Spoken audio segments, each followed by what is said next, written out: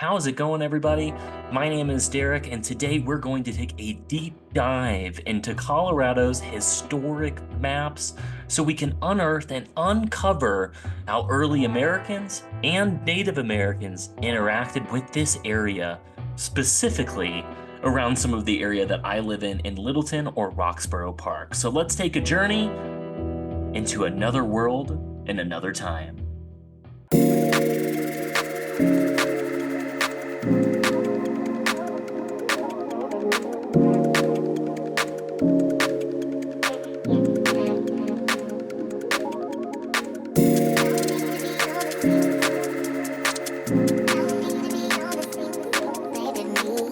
Here we are starting with one of the coolest maps, the making of Colorado.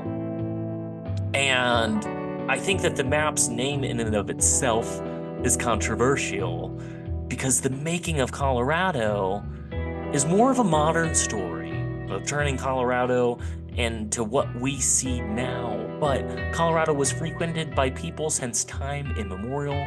There's a lot of different theories how long people have been here, but today we're going to take a deep dive into the Ute tribe, what they did, as well as the pioneers in the early times of this area really expanding, and what were they doing for some fun. And we can start to see that they frequented the same areas and in the same way. And this is really because the settlers, the European settlers that arrived here at the beginning, got knowledge from somewhere. And that somewhere would have been the Native American tribes that lived in the area. So there are quite a few Native American tribes that have lived in Colorado: the Utes, the Cheyenne, and the Arapaho being the main three around the Rocky Mountain region, and the Utes being the longest standing tribe here. The Cheyenne and Arapaho came in at a later point and started to take some Ute territory, not so different than the later Western expansion movement of the American pioneers. But we can start to see in this map how the Utes were really kind of permeated this whole western side of the state here in Colorado. We also start to see some of our first pioneers and things that they said on this map, which is just really, really neat. Davy Crockett, Walt Whitman's gonna come up a bunch on here, but there's no group that comes up more than the Utes.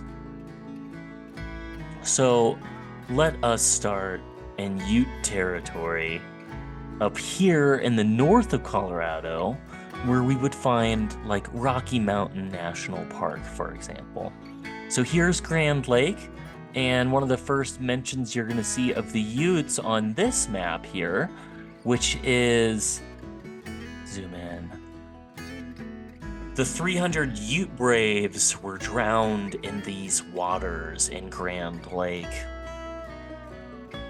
This is a story that I told in a little bit more detail in a video on Grand Lake that I've done, but that was because you could see the Sioux and the Cheyenne were up to the north here in Wyoming, and they descended from the Medicine Bow Range down into Grand Lake and attacked the Ute Indians. The Utes to this day considered Grand Lake to be a haunted place. The waters are so cold because the dead spirits inhabit Grand Lake, according to Ute legend. So this is really where we start to see the Ute coming to the forefront here in Colorado. But there were several bands of Ute people, all that's considered and congregated down here in the south, in Sun Mountain, now known as Pikes Peak, where all of the tribes of the Ute converged. So here we see some Utes over here that were another band of Utes, but all of them would have come together right around here in this Pikes Peak region. So zooming in on that Pikes Peak region, you can see how sacred this area was to the early Coloradans, as well as the Utes, who called this mountain Sun Mountain and made a yearly migration to Sun Mountain There was the Front Range Ute that would have come across some of these trails as we're seeing here. There were Ute that were more in the southwestern part of Colorado that would have traveled in through this area here. And there were Utes that existed in the far north, like Grand Lake, like we had just talked about, that would have traveled in as well. And here you can see right here, 2,000 Native Americans lived there at the time Purcell. And Purcell was one of the first people to live in the South Park area around Fairplay, Breckenridge, etc. Purcell stumbled upon 2,000 Native Americans that were living here and would have traveled into the Roxborough region during the summer. So I think it's of note here that at the beginning, when Purcell's coming into this area and everybody's coming into this area, the Utes are quite friendly, and we start to see a shift in that dynamic. In fact, the Utes were even used by people who were expanding territory, the pioneers. They gave the Utes horses first. And you want to know why they did that? It's because the Cheyenne and Arapaho were permeating some of the eastern areas, and they thought if we gave the Utes weapons, they could take care of some of our enemy.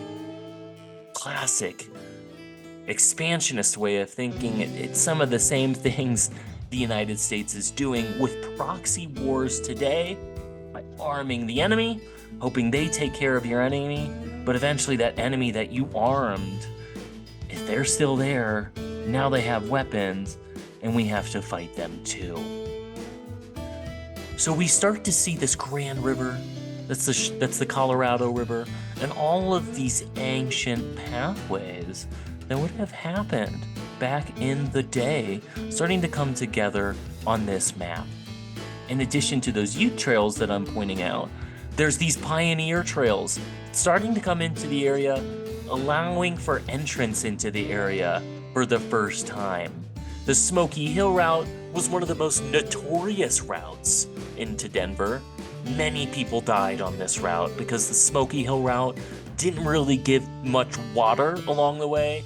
And after that opened in 1858, some of its first pioneers overhunted it and spooked wildlife away from it. So if you were coming the Smoky Hill route, it was bitter, you were hungry, you were thirsty. Here's the Pikes Peak route coming in.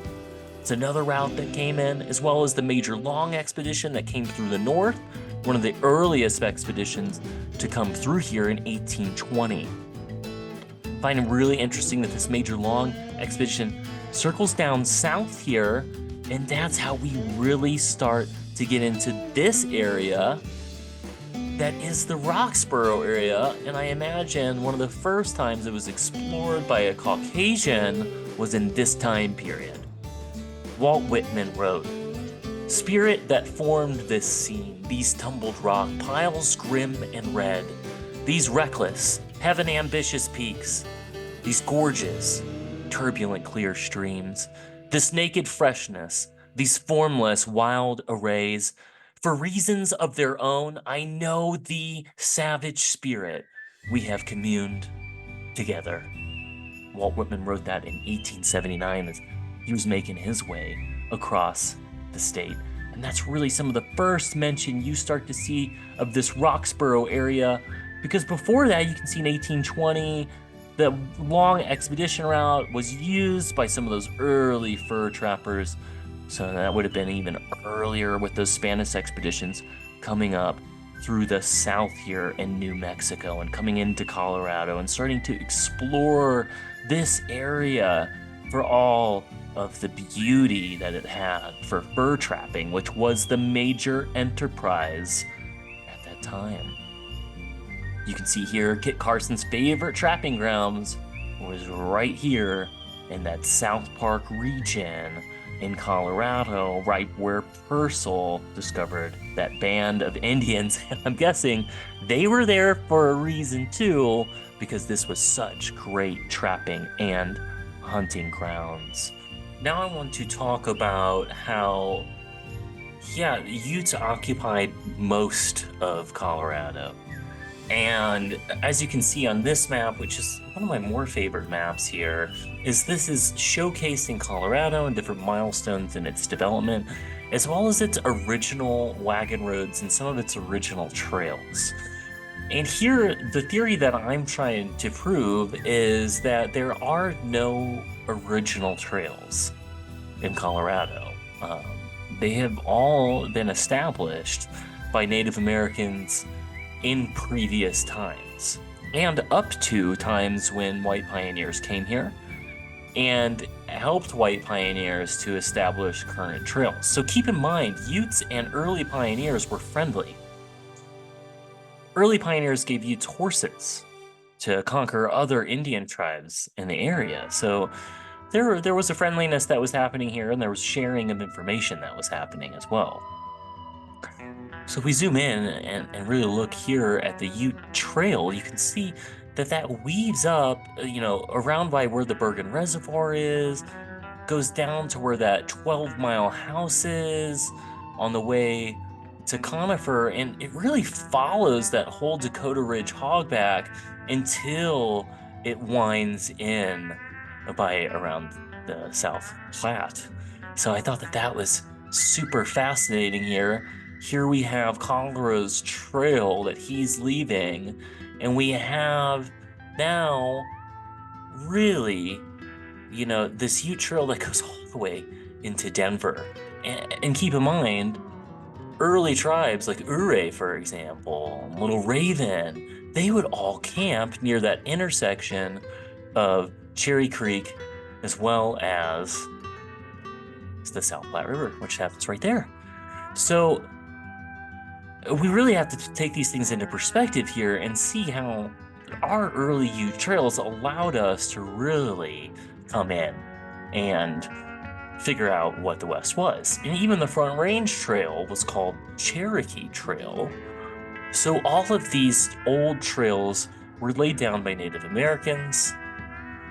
And of course, before them, the precursor to those trails was water runoff, where canyons were formed, where rivers have formed valleys, and where it's easier to traverse through the mountains. So we see a lot of that going on over here by Roxborough, where the South Platte forms and comes out of its canyon into the Great Plains. This is the same exact route that Native Americans would have followed in earlier times to match the seasons. And once again, it's the same exact route that wildlife is taking today to match the seasons. So it doesn't come as a surprise that, these same routes are the routes that are being formed. And when I look at it, there are many access points into the Rocky Mountains from the Front Range.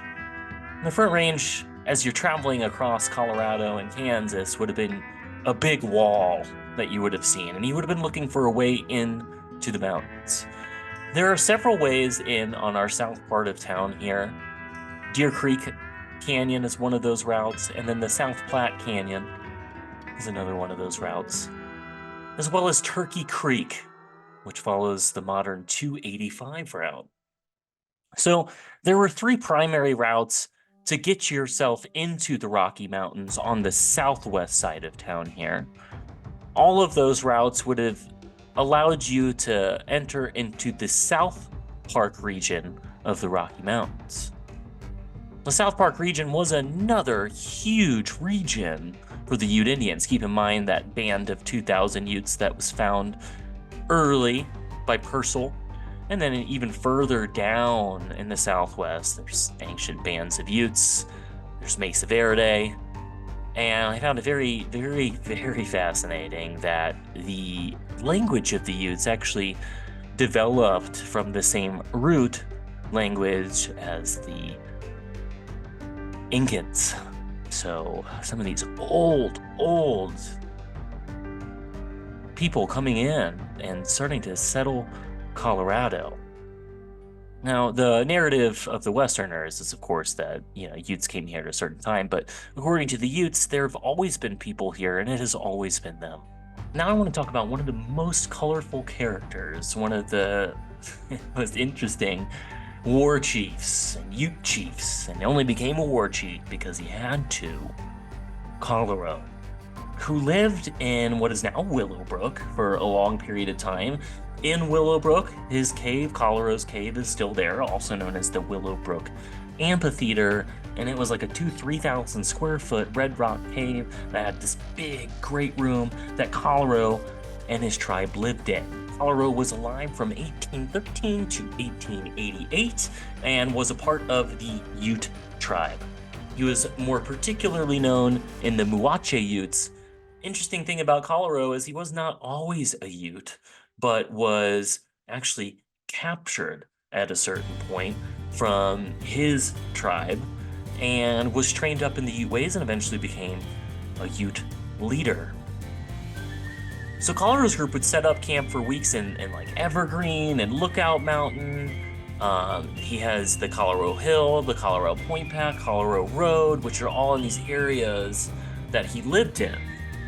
And he was here for quite a long time until one settler named Meeker, and all his stuff's around too. You're going to see Meeker Mountain, etc. He actually died in the Meeker incident. But what happened in the Meeker incident was basically, so at first, the Utes welcomed the early white explorers and gold seekers in what was then called the Kansas Territory. They're always friendly towards them. And Colorow was a colorful guy, so he immediately became famous for things like racing horses. He was big, he was like over 6 foot. Most Utes were pretty small. Like I said, he was abducted, so he was known for arm wrestling. And then my favorite thing about Colorow was he was known for his love of biscuits. Loved them. I do too. Often Elizabeth, Intrican, and Bailey baked Colorow and his braves dozens and dozens of biscuits. The first time, she was puzzled as to the biscuits' sudden disappearance. When she went outside to bid the braves and chief goodbye, she discovered that the men had stuffed the biscuits in their shirts to take to their families. So these people love them biscuits. Photographers came west with the gold rush to document the newest population explosion. And this is when Colorow started to shake a little bit. Knowing Easterners would spend money for pictures of Native Americans, they paid Colorow and his family to pose for the camera. The first photograph with Colorow and his family members made their appearance in 1866, and the last photo was in 1883. In addition to hunting, Colorow usually attended treaty meetings and subsequent signings. Such events were often photographed for the record, but the participants, other than Chippewa and her husband Ure, were not usually named. However, a comparison with known photographs and face recognition software allows for the identification of Colorow's family members, Colorow's name often appearing as Colorado, and those of his sons appear on most signed agreements with the Utes. Compensation for the loss of their lands usually included annuities, which consisted of annual supplies of trade goods, blankets, etc. Colorow's love for Americans changed, however, when his son Tabernash was killed at close range by a member of a sheriff's posse in Middle Park on September 2nd, 1878. By that time, the agency for the Northern Utes had moved from J.B. Thompson's ranch near Craig to what is now Meeker. Their Indian agent Nathaniel Meeker's mismanagement of the tribe's affairs led to the Battle of Milk Creek and the Meeker Incident in September 1879. Colorow, along with Nakagat, tried to prevent U.S. Army Major Thomas Thornburg from bringing troops onto the reservation. But Meeker kind of made a big deal of an incident and told other people to bring in 200 troops. Colorow had a lot of distrust. Sand Creek had already happened, where the Cheyenne and Arapaho were descended on, and hundreds of them were killed. So Colorow, naturally, he didn't really trust white people, especially coming with 200 troops from Wyoming. So they got pretty concerned. They armed themselves, and as a result of this, there were several deaths, including Nathaniel Meeker himself, who in my opinion was just an idiot on how he managed Colorow, who was peaceful. Colorow was known to visit pioneers to give them advice. He loved their biscuits.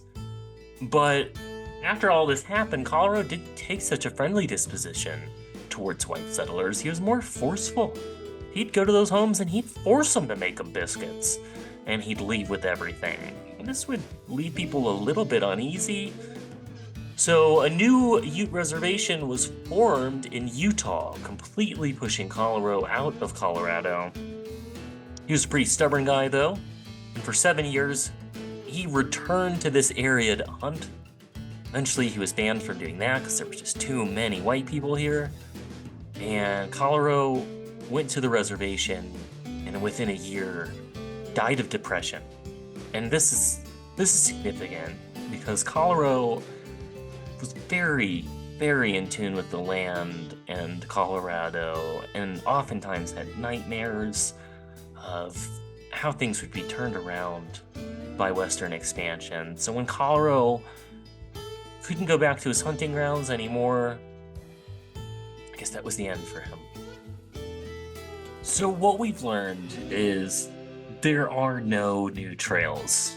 All paths have been followed and will be followed again. The second thing that we learned is that expansion pushed a lot of really amazing folks out, like Colorow. And unfortunately, with that, so much of our knowledge of the area has gone as well.